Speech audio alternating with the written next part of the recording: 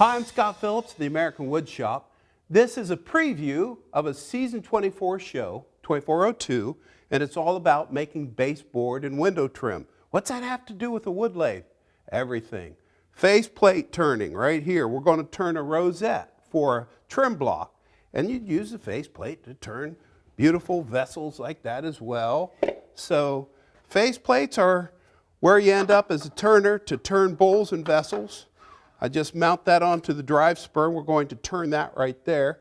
I like to lock the faceplate onto the spindle. That way, that's an added measure of security. And this is the Rikon 70-220 variable speed, which is great because let me show you something. This is what we're going to duplicate.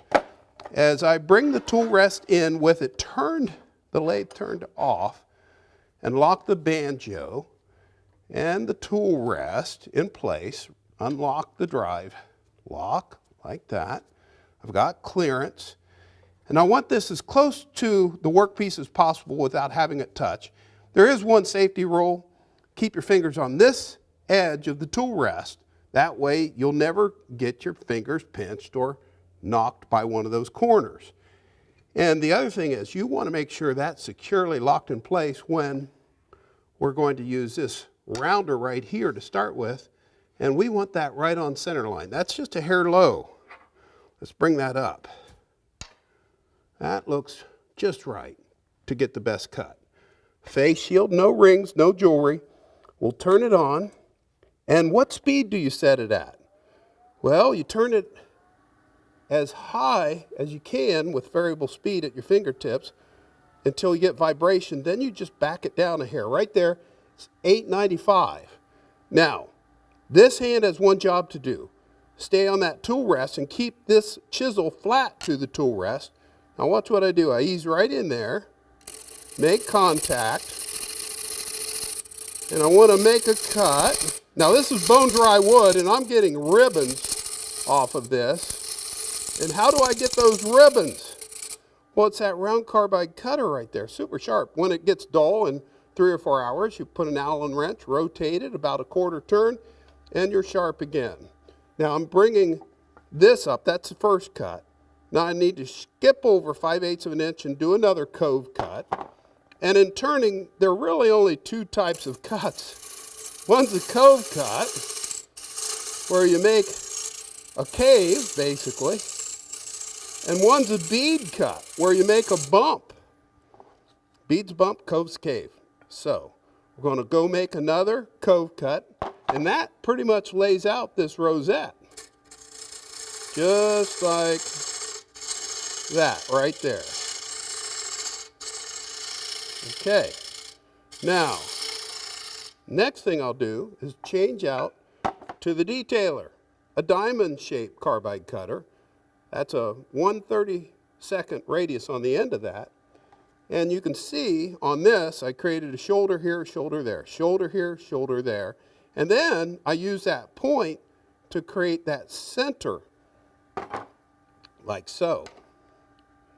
It goes straight in there with this delicate little point. And then the whole idea is keep the cutting edge right at center line. How do you know if you're at center line? That shows you exactly where you're at. You're right at center line. If you weren't, you'd have a nub there. So that looks good. We'll bring that up into a graceful dome in the center. And I need to create the shoulders right here. Like that. Now this chisel's level to the ground. It's going straight in. But now I'm going to use the side of that cutter just to knock down that bead ever so gracefully. Need 2 more shoulders. There's one there. And one there. I'm going to leave that crisp. And I'm going to put a little shoulder on that side right there. So, nothing hard about turning. Start simple.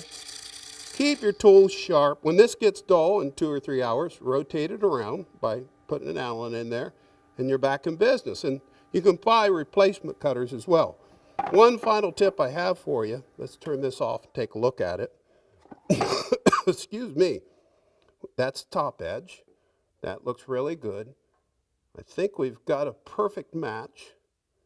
Yep, that's good. The next thing that I do is a bit of hand power sanding on here, but you never ever sand with the tool rest on the banjo. Get in there, friction sand, bring up the dust collector. In fact, I'll get set up to do that right now. And you always wear a dust mask when you sand.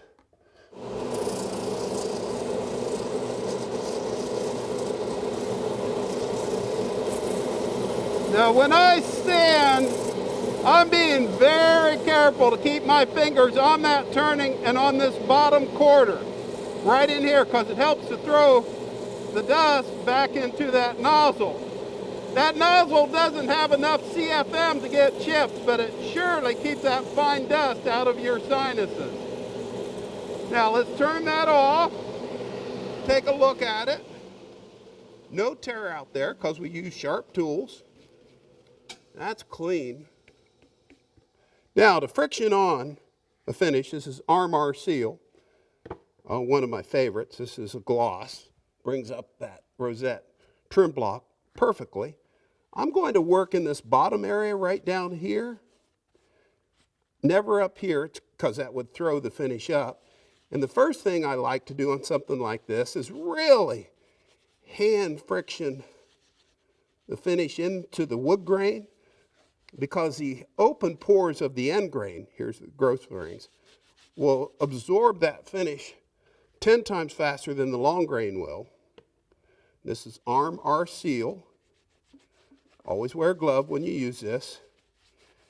And trust me, you want to make sure that you wipe off any of the excess and that you're wearing a shield and safety glasses when you do this, because it can throw up or throw off a fine mist right in the plane, and it will give you micro dots on your shield, on your clothes, on your skin. Okay, that looks really nice. Now out of the plane, I'll turn it on, and then I'm going to friction that dry, being careful to keep my fingers away from those corner blocks. And this won't be bone dry. If you friction it bone dry, you'll lose some of the sheen, but this brings it up to the point where it'll be dry ready for use in less than 20 minutes. Let's take a look at that. Oh yeah. Then along the grain, while it's still on the lathe, wipe it in. And that's how you can have more fun in the wood shop than you ever thought was possible on a wood lathe. And make your home more beautiful. There you have it. Show 2402 with the Rikon lathe and the Rikon dust collector. You just can't beat it. Thanks.